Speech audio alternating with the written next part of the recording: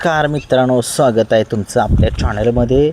मैदान उद्या साप, तालुका कोरेगाव, जिल्हा सातारा या ठिकाणी होते. ओपनचा महासंग्राम आहे उद्याच्या मैदानामध्ये. आणि ओपनच्या महासंग्रामामध्ये उद्या कोणकोणते नंदी जे आहेत ते उद्याच्या मैदानामध्ये कोणकोणत्या टॉपच्या पैऱ्यामध्ये पळताना आपल्याला दिसू शकतील.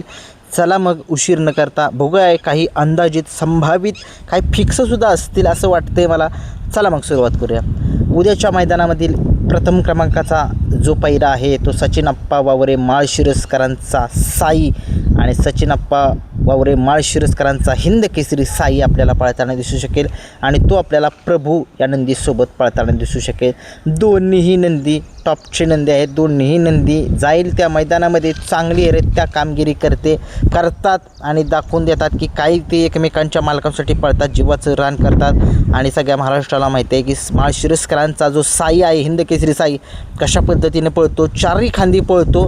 आणि बघूया उद्या प्रभू आणि साई ही जोडी अंदाजित आहे. एखाद्या वेळेस पळू पण शकेल, एखाद्या वेळेस नाही पण पळायची, परंतु वाटतंय मला की उद्याच्या मैदानामध्ये ही जोडी पळताना दिसू शकेल. बघूया काय होतंय. 2 नंबरचा जो पैरा आहे दादा सरकार यांचा घरचा साज उद्याच्या मैदानामध्ये रोमन आणि पक्षाची जोडी पळताना दिसेल. आता सगळे म्हणतील की हे नंदी तर मुंबईमध्ये आहेत, येतील का? 100% येतील उद्याच्या मैदानामध्ये. आता बिंदोडकडे कुणाचं लक्ष नाही, आता सगळ्या महाराष्ट्राचं लक्ष 3 फेऱ्याच्या मैदानामध्ये. कारण की प्रत्येकाला आता हिंद केसरीच्या पेडगावच्या मैदानाची उत्सुकता लागलेली आहे. कारण की तुम्हाला माहितीच आहे हिंद केसरीचं मैदानामध्ये साधी सुविधी गोष्ट नाही आहे. ज्याला त्याला एक हिंद केसरीच व्हायचे आणि त्या हिंद केसरीच्या मैदानात जर व्हायचं असेल त्याला तर कठोर 3 फेऱ्याच्या मैदानामध्ये परिश्रम घेतलं पाहिजे. जोड्या अनुभवल्या पाहिजेत कशा पद्धतीनं पळतात त्या ठिकाणी. बघूया रोमन आणि पक्षादादा ही जोडी उद्याच्या मैदानामध्ये घरचा साज अंदाजित आहे मित्रांनो. 3 नंबरचा पैरा मास आणि वीर ही जोडी आपल्याला पळताना दिसू शकली. ही सुद्धा एक नामांकित जोडी आहे. बघूया काय होतं. 4 नंबरचा पैरा या बैलगाडा शर्यत क्षेत्रामध्ये सुंदर आणि नंद्याची जोडी आपल्याला उद्याच्या मैदानामध्ये पळताना दिसू शकेल. ही सुद्धा एक टॉपची जोडी आहे. बघूया काय होतंय. हा नंद्या आपला तो नव्हे, दुसरा नंदा आहे मित्रांनो, जो समजताय तो नव्हे. 5 नंबरचा जो आहे तो पैरा सासवडकरांचा हिंद केसरी बादल आपल्याला पळताना दिसेल लिमच्या रायफलसोबत. आता सध्या महाराष्ट्राला माहिती आहे कशा पद्धतीने ही सुद्धा एक नामांकित बैल आहेत. बघूया काय होतंय. 6 नंबरचा पैरा आहे या बैलगाडा शर्यत क्षेत्रामध्ये. ज्या बैलाने संबंध महाराष्ट्रामध्ये जाईल त्या मैदानामध्ये गुलाल हा मिळवतोच असा हिंद केसरी किरणप्पा शालगाव कालगावकर उत्तम शेटगवळे यांचा रैना आणि त्याच्यासोबत जलवा पळताना दिसेल. घरचाच साज मित्रांनो उद्याच्या मैदानामध्ये अंदाजित पळताना दिसू शकेल.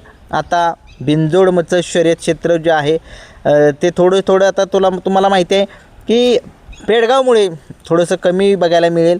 आता बघूया, जर रायना जर इकडे जर आला असेल उद्याच्या मैदानामध्ये जर दिसेल मग आला असेल तर एवढं मला माहीत नाही, पण मला अंदाज वाटतो आहे की घरचा साज उद्याच्या मैदानामध्ये पळू शकेल. 7 नंबरचा जो पैरा आहे अंदाजित मित्रांनो तो दुर्गा आणि बब्या घाणंदकरांचा. सागर षटकट्टरे घाणंद पॉवर प्लस कराड यांचा जो आहे तो घरचा साजच पळतो आहे. जाईल त्या मैदानामध्ये घरचा साज पळतो आहे आणि फायनलमध्येच राहतो आहे. असा दुर्गा आणि बाब्याची जोडी आपल्याला उद्याच्या मैदानामध्ये पळताना दिसू शकेल. 8 नंबरचा पैरा जो आहे मित्रांनो तो किणहीकरांचा रायबा आपल्याला पळताना दिसेल आणि तो पळताना दिसू शकेल. मला वाटतंय घरणिकीच्या राजासोबत दिसू शकेल का? काय वाटतंय तुम्हाला? घरणिकीकरांचा राजाबद्दल कुणाला जर अपडेट असेल त्याने कमेंट्स बॉक्समध्ये सांगा. खूप झालं, 1 महिना ते 1.5-2 महिने झालं तो मैदानामध्ये दिसत नाही. का नाही दिसत, काय झाले नक्की, जरा कमेंट्स बॉक्समध्ये सांगू शकताय तुम्ही. 9 नंबरचा जो पैरा आहे तो वाटेगाव अंबरनाथकरांचा हिंद केसरी बादल आपल्याला थारचा मानकरी असलेला रुद्रासोबत पळताना दिसू शकेल. हा सुद्धा एक नामांकित नंदी आहेत दोन्हीसुद्धा. अंदाजित पैरा आहे. बघूया काय होतं आहे. आणि शेवट 10 नंबरचा पैरा आहे शनी शिंगणापूरकरांचा हिंद केसरी चित्र्या. शनी शिंगणापूरकरांचा चित्रा विठ्ठल नाना अजय शट यांचा हिंद केसरी तेजासोबत पळताना दिसेल. बघूया, हा सुद्धा एक अंदाजित पैरा आहे.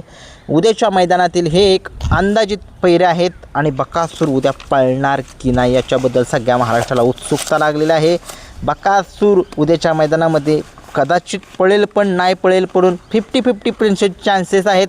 कोण म्हणते पायाला लागले, तसलं काय नाही. कुणीही अफवा बळी पडणार. बकासूर एकदम ठीक आहे, त्याच्या पायाला काय नाही लागलं, काय नाही.